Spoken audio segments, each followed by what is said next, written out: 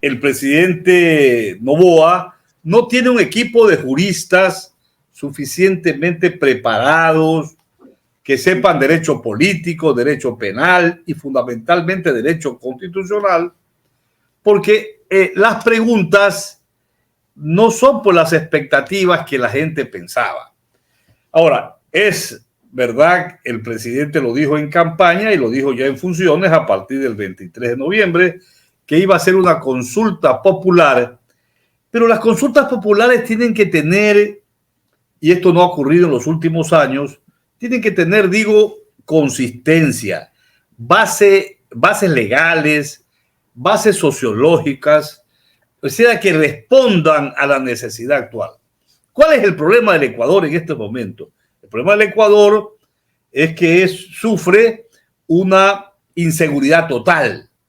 Hay una escalada cada día más agudizada de la criminalidad organizada.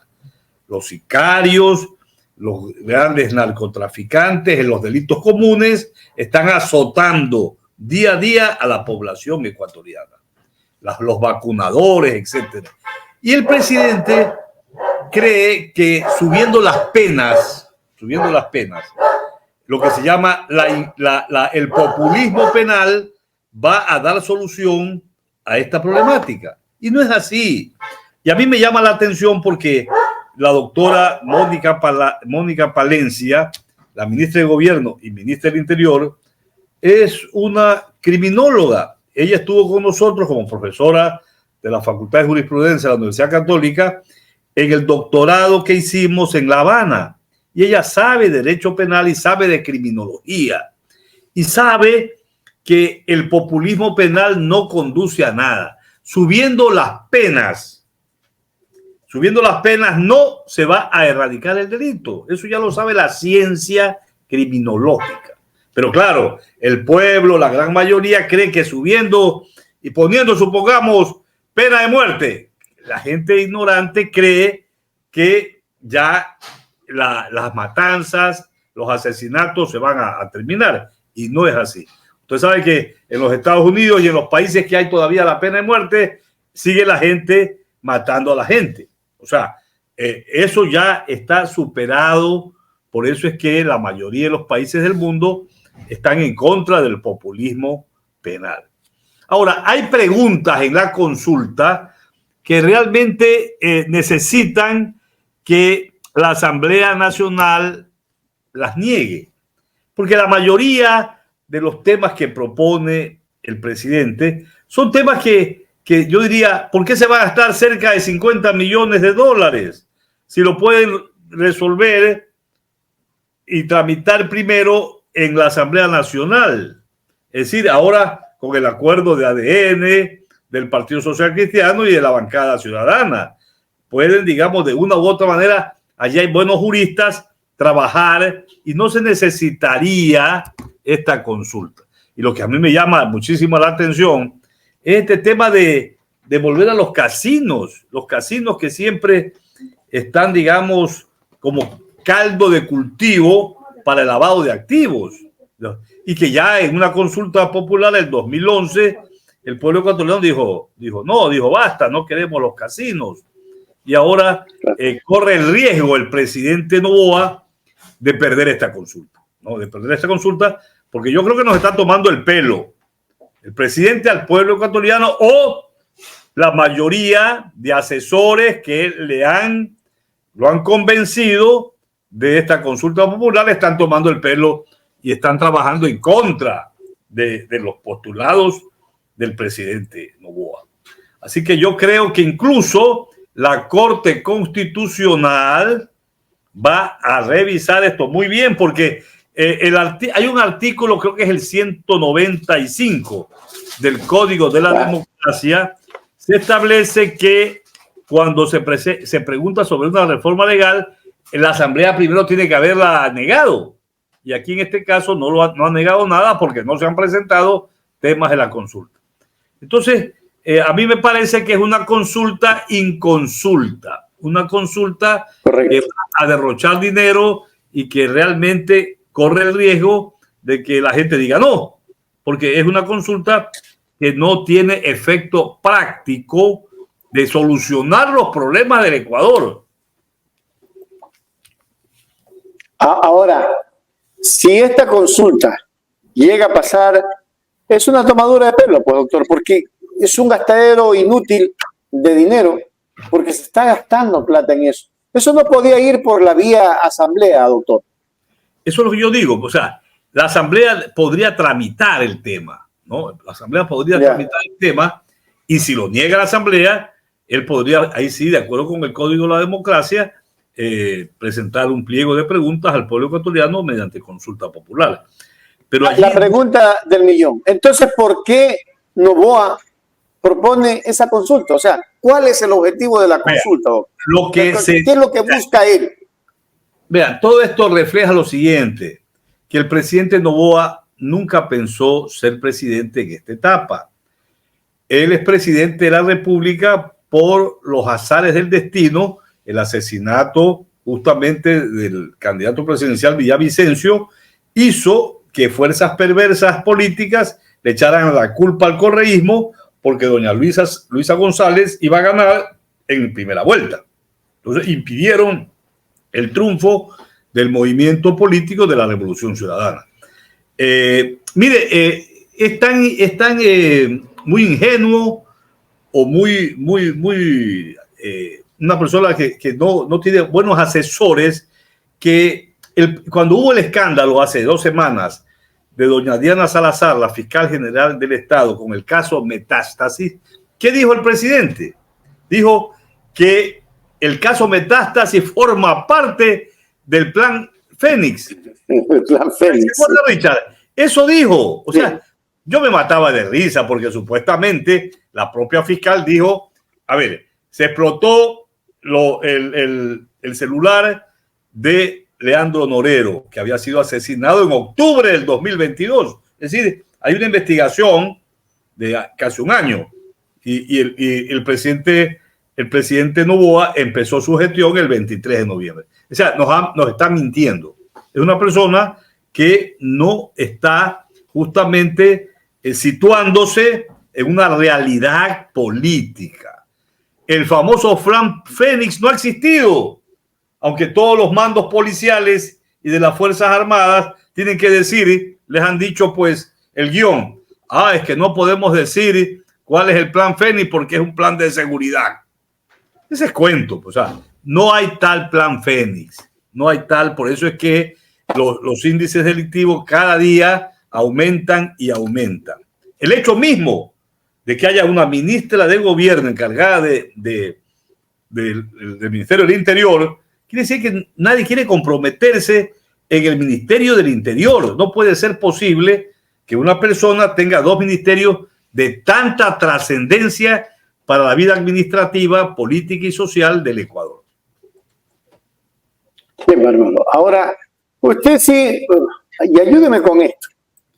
Yo quiero, el presidente Correa en la mañana dijo que la pregunta 11, que la voy a poner en pantalla para que la gente la pueda ver, dijo que la pregunta 11 era una lavandería. Eso es una lavandería, le dijo al periodista de Pichincha Universal que le preguntaba. Y en realidad definitivamente es una lavandería. Porque, ¿de qué otra manera, doctor, se puede manejar este tema? A ver si puedo ponerlo en la pantalla de una vez. Compartir pantalla, ventana. No, ahí está la pregunta 11. La pongo en pantalla. Sí, ahí está. Y la pregunta 11 dice, doctor, ¿está usted de acuerdo con que se permita el funcionamiento de casinos, salas de juego, casas de apuestas o negocios dedicados a la realización de juegos de azar bajo las condiciones que se detallan en el anexo de la pregunta 11? ¿Qué es esto? O sea, acuérdense que esto es una consulta que se hizo en los 10 años. Se negó y ya dijo que no. O sea, nunca más casinos. Hay que preguntar, Richard, si esta pregunta forma parte del plan Fénix, porque aquí esto es una cosa distinta al resto de las preguntas que tienen que ver con el populismo penal, con el tema de que los militares estén permanentemente en la lucha contra la delincuencia, etcétera, etcétera. Esto va a posibilitar el lavado de activos. Esto ya el pueblo ecuatoriano se pronunció en una consulta el año 2011. Esto es una tomadura de pelo. Esto es volver al pasado. Es decir, con esta pregunta, el presidente Noboa nos quiere volver al pasado. Cuando eso está desde el punto de vista ético, es una pregunta, yo diría, antiética, definitivamente. Mire, y hay otra pregunta, que es la pregunta 8. No sé si la puedes tener ahí. La pregunta 8, que habla de auditar las declaraciones patrimoniales de los servidores judiciales. ¿Qué? Este señor, que los juristas, esto va a ser vetado porque esta es una función,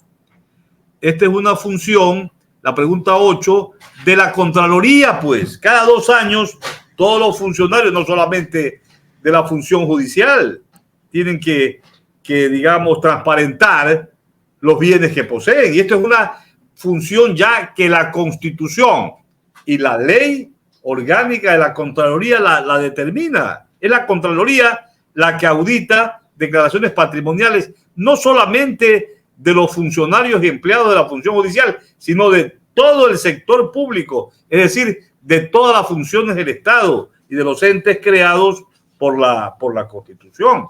Esta es una pregunta también que tiene un trasfondo, que Noboa quiere aprovecharse de esta auditoría, que la tiene que hacer la Contraloría, para apoderarse de la función judicial. Pregunto.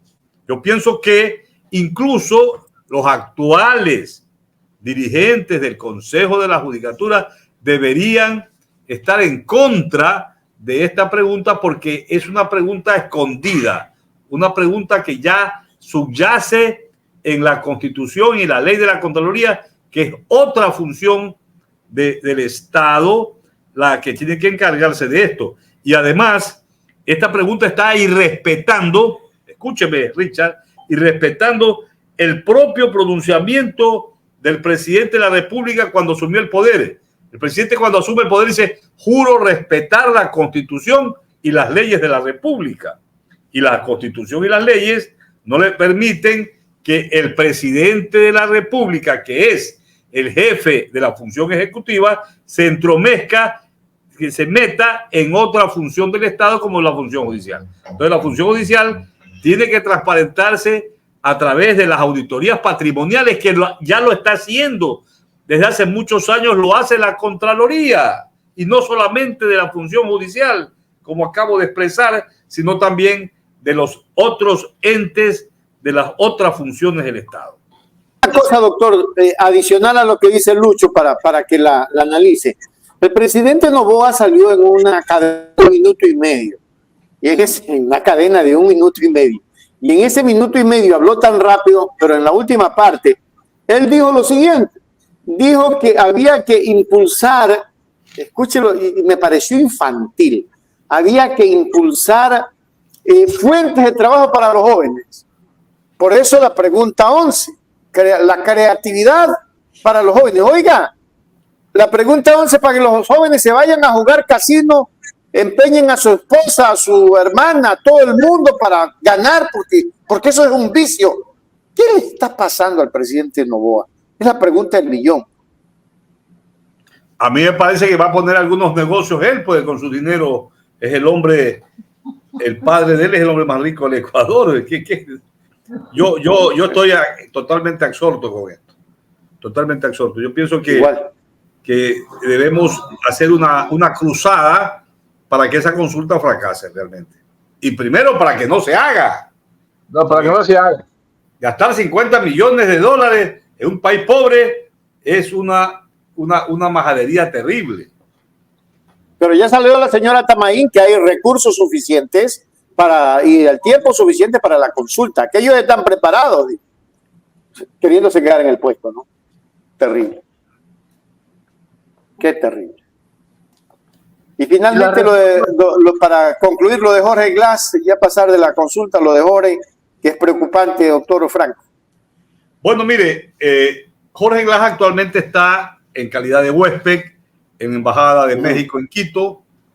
Entiendo que el grupo internacional que maneja esta situación, doña Sonia Vera, ya entregaron un dossier, más de 2.000 páginas de toda la persecución política infame desde el año 2017 contra el ex vicepresidente Glass, que ahora último ha sido, digamos, ya totalmente cruel con la negativa de la prelibertad. Cuando Jorge Glass estuvo detenido, tuvo una sentencia de 6 años de asociación ilícita, de 8 años por el soborno, ¿no? Procesos amañados, como todo el país lo sabe.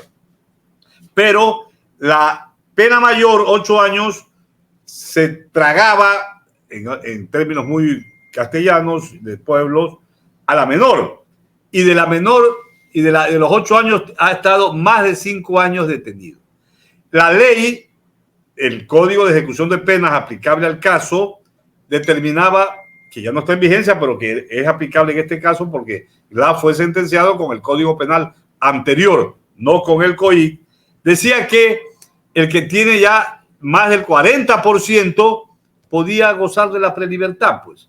Y resulta que él ha estado más del 60%, hace 2 años los jueces debieron darle la prelibertad y no se la dieron. Vea, ¿por qué pretexto? De que él no iba a hacer deportes y la SNAI le puso 2,8 de puntaje. Y Fito, los delincuentes más avesados, tienen como 8 mejores calificados que Jorge Glass. Es decir, se nota... Eso es ridículo, siempre. Se nota ese afán del SNAI de perjudicar a Jorge Glass, indudablemente. Definitivamente el ánimo es perjudicarlo. Estamos esperando que el gobierno mexicano otorgue la visa y estamos esperando que ese evento, de acuerdo con la Convención de Asilo Diplomático de Caracas de 1954, el gobierno del Ecuador otorgue el salvoconducto, que es obligatorio, porque le corresponde al Estado asilante determinar si hay delito político o no. Y el Estado territorial, en este caso el Ecuador, tiene que dar obligatoriamente el salvoconducto. Vamos a ver si el gobierno de Noboa cumple con su palabra.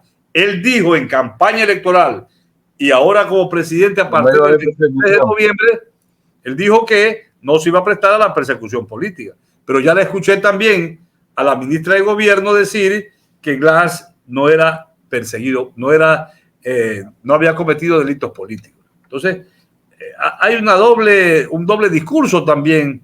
No hay claridad en el gobierno ecuatoriano. La doble moral. Así lo decía el presidente Correa. Lamentablemente es lo que tenemos y es lo que hay. Lucho. No, doctor, lo de Glass es realmente lamentable, pero el salvoconducto tenemos ya también un pre de que no le dieron pues a la señora Duarte. Claro, el Ecuador está en una situación de incumplimiento de los tratados internacionales, porque el capricho de un gobierno no puede estar por encima de las normas internacionales. Pero el último comunicado del gobierno ecuatoriano actual decía que ellos creen que es ilícito que México les dé el asilo político, el asilo diplomático.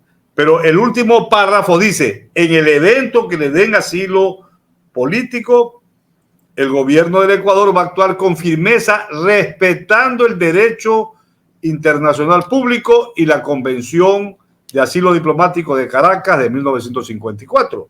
Y esa convención, en el artículo 12, dice que es obligatorio del Estado territorial, en este caso el Ecuador, conceder el salvoconducto.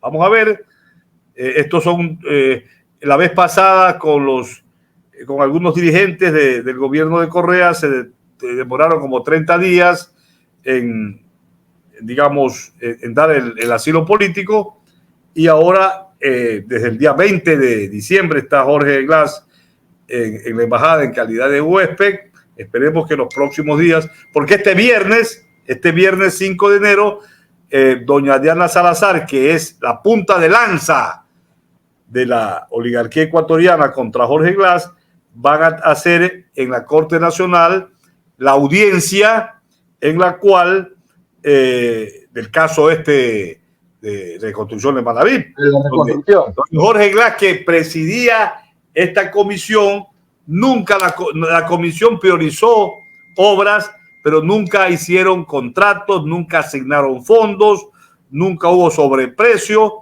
cuando era la reconstrucción de Manaví y también la reactivación económica.